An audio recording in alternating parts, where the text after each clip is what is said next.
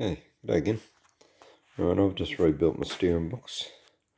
This is off a 71 Beetle. Yeah, what I found, it had a bit of play in it, quite a bit actually.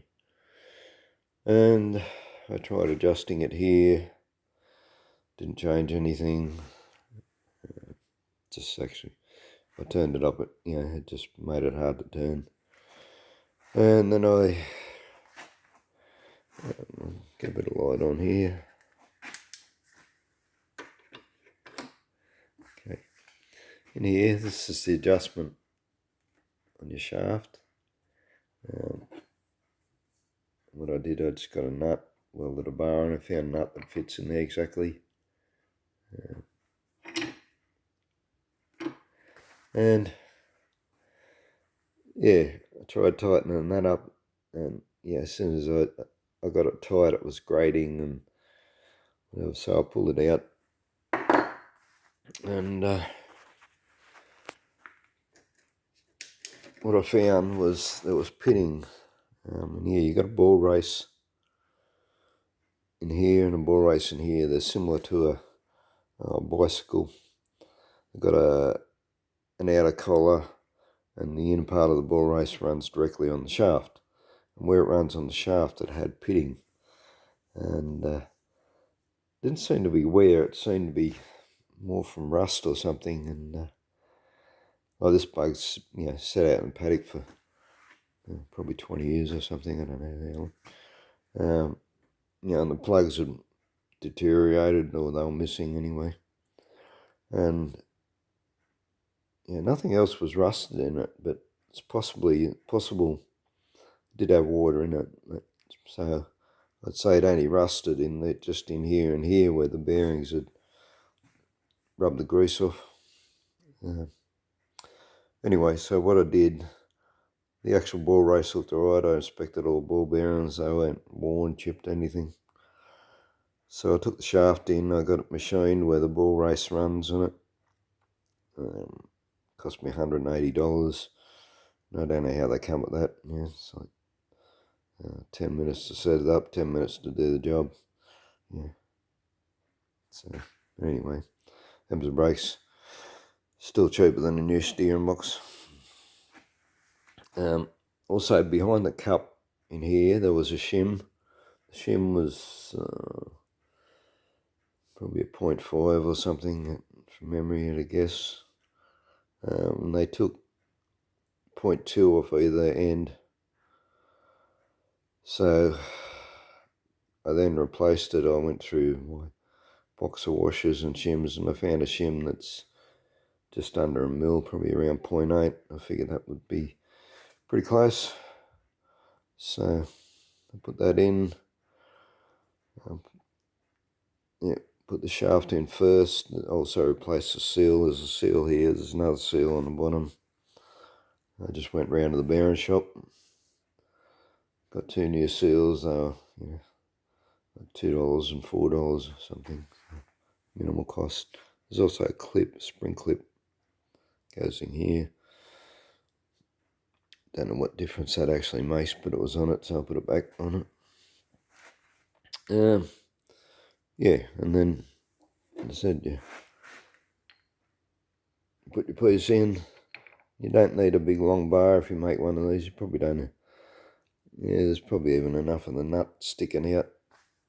I could have just got another spanner on it or something, but yeah, you just turn it in. Or you turn it initially at, because you have to take this cup out. And even though I tapped the cup in, it didn't sort of seat in, probably a tiny bit crooked or something.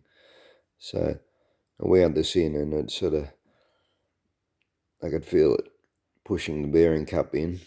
And basically, as soon as it came to a stop, without putting any pressure on it at all, there's a little bit of pressure pushing the cup in, but then it just sort of comes to a stop. And yep, that was it. There's no more movement in it. I put a little more pressure on it, and it's sort of become tight to turn.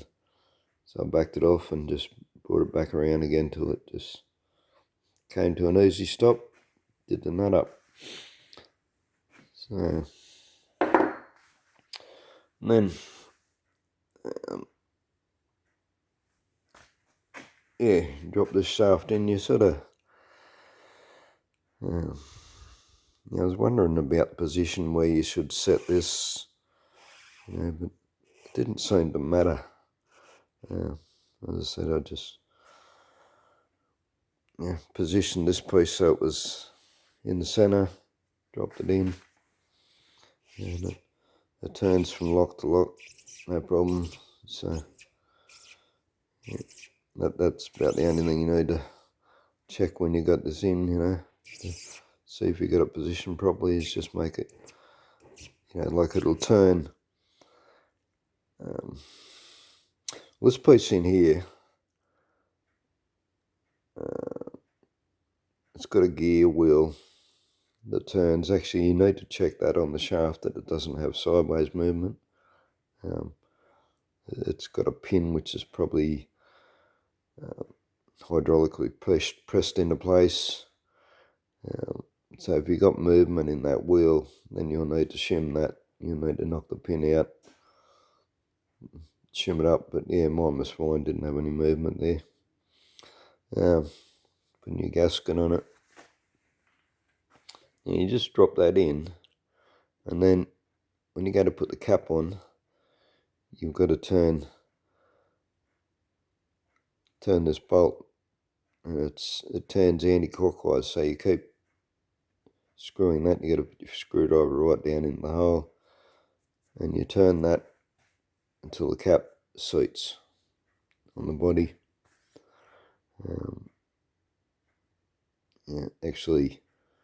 Actually go a little bit past that, so it's not, just to make sure that the cap screws down properly. So I lock those bolts up, and then I turned the screw down, and it was pretty much the same as that. Only just touched, and that took the play out of it. Just sort of having an vice here. I've got the vice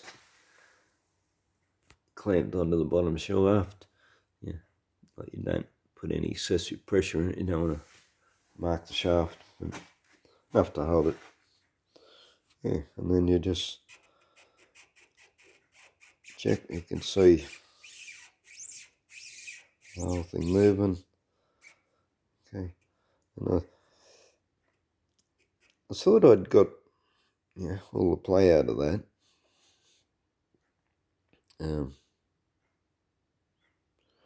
And then I checked like this, because the shaft is secured in the vise. I found I could get the whole thing and move it backwards and forwards.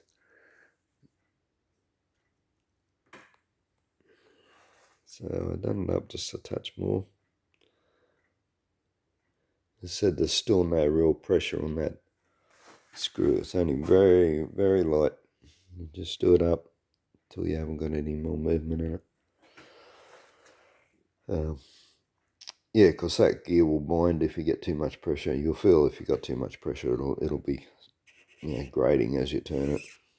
So anyway, that's what I did, and then I locked this nut up. You got to hold that pretty securely. I actually put a shifter, or as Americans call it, a wrench. Put a shifter on the screwdriver itself, so I could hold it whilst I do the nut up tight. And then I found some plugs, went through bits and pieces of rubber. I got a box of rubber bits and pieces. I found 2 plugs. They're not identical, but who cares? It's out of sight. As long as they work, I plug it up. So I found 2 plugs, and and I filled it up with 90W gear oil, which is what I was advised to do, even though it had grease in it when I pulled it apart. The person I've been buying parts off said, no, just put gearbox oil in it. So I've taken his advice. That's what I've done, and yeah, filled it right up to the brim, and as far as I can tell, it's all worked. So yeah, if I find there's any issues with the way I've done it, I'll update the video and correct myself. So, anyway, thanks for watching. Yeah, bye.